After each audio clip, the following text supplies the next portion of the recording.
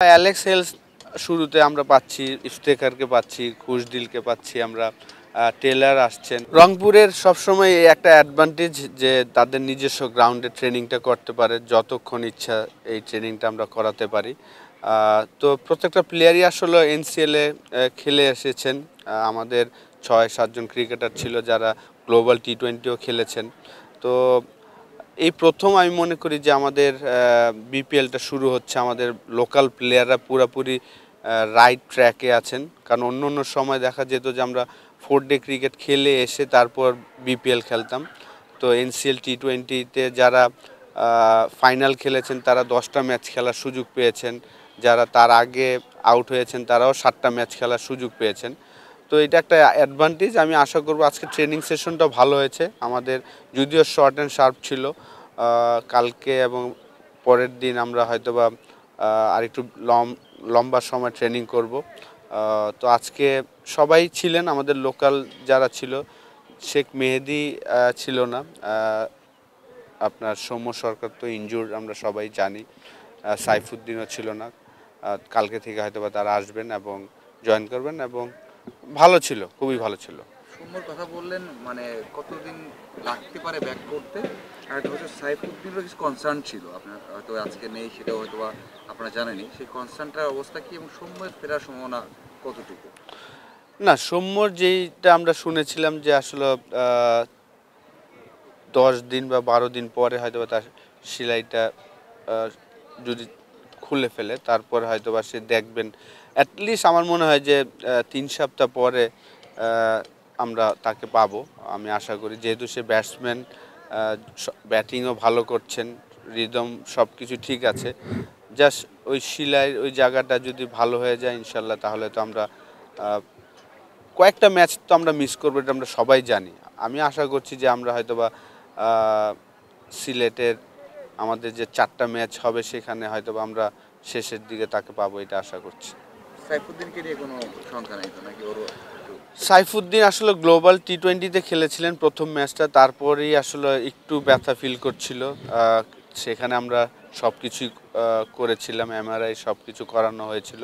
তো বিপিএলের প্রথম ম্যাচ থেকে সে একদম খেলতে পারবেন, এটা আমরা জানি।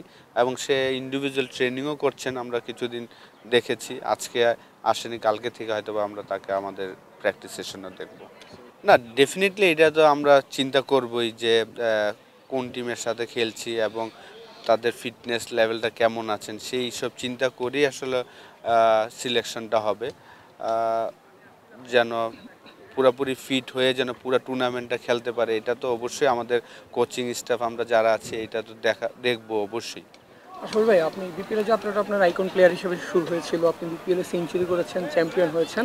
তারপর আপনার কোচিং ক্যারিয়ারের যাত্রাটাও বিপিএল টিম দিয়ে শুরু হয়েছে। মাঝখানে যদিও একটা টুর্নামেন্ট আপনি জিতে এসেছেন, বাট বিপিএলের যাত্রাটা ফাইনালি শুরু হলো। কেমন এনজয় করছেন? প্রত্যাশাটা কি প্রথম বছরে? জি, এটা খুবই ভালো লাগছে। প্রথম বিপিএল আইকন প্লেয়ার ছিলাম, পরের বিপিএলে সেঞ্চুরিও করেছিলাম যেটা বললেন।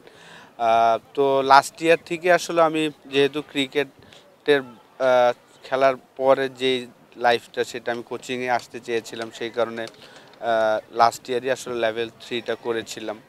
তো লাস্ট ইয়ার কাজ করার কথা ছিল রংপুর রাইডার্সের সাথে, কিন্তু হয়নি। তো এই বছর শুরু করেছি, ভালো লাগছে। যেহেতু বিপিএলের আগেই একটা আমরা গ্লোবাল টি-20 টুর্নামেন্ট খেলে এসেছি এবং চ্যাম্পিয়ন হয়েছে রংপুর রাইডার্স, তো ভালো লাগছে। এবং মিকিয়ার তার মতন একজন কোচের সাথে আসলে কাজ করছি, আমার মাত্র শুরু। তো এই ধরনের কোচের আন্ডারে থেকে নিজেকে অনেক কিছু শেখার জিনিস আছে, সেই জিনিসগুলো শিখছি, ভালো লাগছে। এবং সবাই আসলে রংপুর রাইডার্সের হয়ে খেলতে চায় বা কাজ করতে চায়। খুবই অর্গানাইজ একটা ফ্র্যাঞ্চাইজি আমি মনে করি।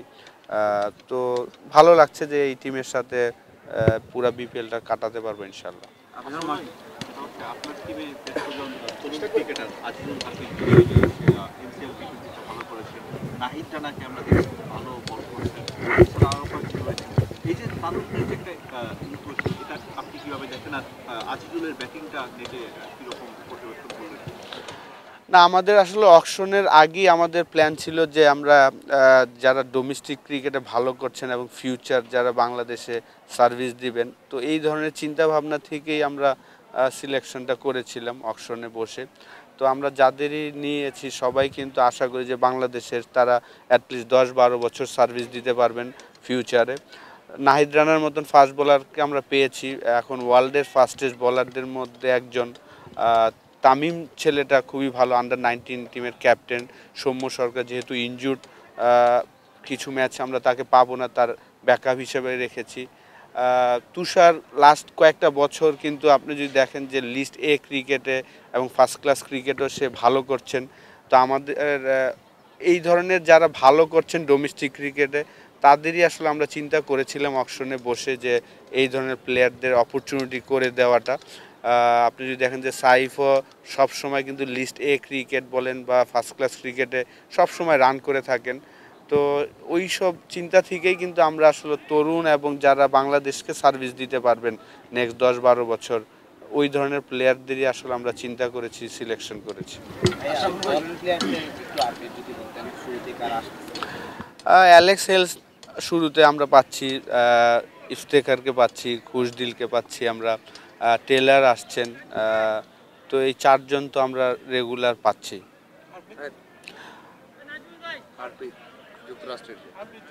হারপিট 2-3টা ম্যাচ পরে হয়তো, যেহেতু আমাদের আকিব জাভেদও আছেন, আমাদের পেস ইউনিটটা আছেন, সেই কারণে হয়তো আর তাকে আমরা হয়তো আর কি জাস্ট 4-5 দিন পরেই সে এসে জয়েন করবেন। এটা অ্যাকচুয়ালি এখন আমরা বসি নেই ওই বিষয়টা।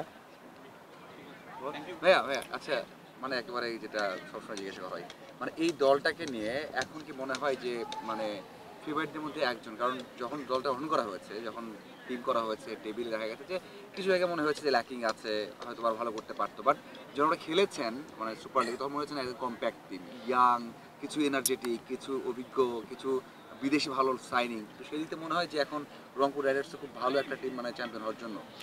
দেখেন আসলে টি-20 ক্রিকেটের প্রত্যেকটা টিমই আসলে ফেভারিট। এখানে আপনার হয়তোবা বরিশাল একটু ডিফারেন্ট অন্য টিম থেকে, কারণ তারা 6টা এ ক্যাটাগরির প্লেয়ার নিয়েছেন, বাংলাদেশের সব টপ এক্সপিরিয়েন্স প্লেয়াররা তাদের টিমে আছেন। কিন্তু বাকি যে টিমগুলো টি-20 ক্রিকেটে কিন্তু আমার মনে হয় যে 2টা ওভারই কিন্তু গেম চেঞ্জ করে দিতে পারে। ব্যাটিংয়ে বলেন বোলিংয়ে বলেন, একটা ব্যাটসম্যান যদি 2টা ওভারে 18-20 করে নেয় ইম্পর্টেন্ট সময়, সেখানে গেম চেঞ্জ হতে পারে। 2টা ওভারে যদি দুইটা উইকেট নিয়ে নিতে পারে, সেইখানে গেম চেঞ্জ হতে পারে। তো আমাদের টিমটা আমার কাছে মনে হয় যে রংপুর সবসময় কিন্তু একবার চ্যাম্পিয়ন হয়েছে, কিন্তু কোয়ালিফাই তারা 4বার খেলেছেন। সবসময় তারা চ্যাম্পিয়ন হওয়ার জন্যই টিম করে থাকেন। আমরা যাদের সিলেক্ট করেছি আমার কাছে মনে হয় যে তারা যদি তাদের বেস্টটা দিতে পারে অবশ্যই আর প্লে অফ হওয়ার পরে তো তারপরের স্টেপটা হবে আসলে ফাইনাল এবং চ্যাম্পিয়ন। তো আমরা ম্যাচ বাই ম্যাচ যেতে চাই এবং আমি আশা করব যে আমরা শুরু থেকে যেন ভালো ক্রিকেট খেলি। ডেফিনেটলি গ্লোবাল টি-20তে ভালো করাতে প্লেয়ারদের একটা কনফিডেন্স দিবে, ম্যানেজমেন্টদের বলেন বা আমাদের ফ্যান যারা তাদেরও একটা কনফিডেন্স দিবে যে না এই টিম নিয়ে আমরা ভালো কিছু করতে পারবো।